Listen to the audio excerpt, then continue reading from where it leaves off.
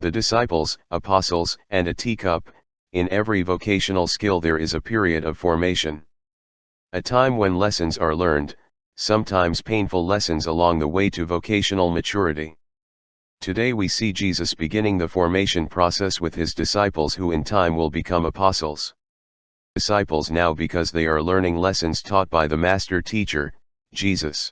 In time those 12 chosen men will become apostles and take the lessons learned to the entire world. Today we will explore the formation process that God uses with each of us. Our story begins in England. There was a couple who used to go to England to shop. This was their 25th wedding anniversary.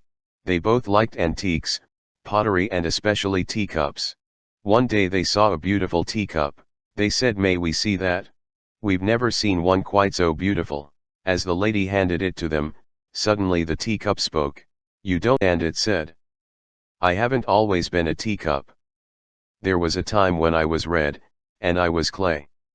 My master took me and rolled me and patted me over, and I yelled out, 'Let me alone,' but he only smiled and said, 'Not yet.' Then I was placed on a spinning wheel," the teacup said, "and suddenly I was spun around, and around, and around." "Stop it, I'm getting dizzy," I screamed. But the master only nodded, and said, "Not yet." Then he put me in the oven. I never felt such heat. I wondered why he wanted to burn me, and I yelled, and I knocked at the door. I could see him through the opening and I could read his lips as he shook his head, "Not yet." Finally, the door opened, he put me on a shelf, and I began to cool. "There, that's better," I said, and he brushed and painted me all over. The fumes were horrible. I thought I would gag. "Stop it, stop," I cried. He only nodded, "Not yet." Then suddenly he put me back into the oven, not like the first one.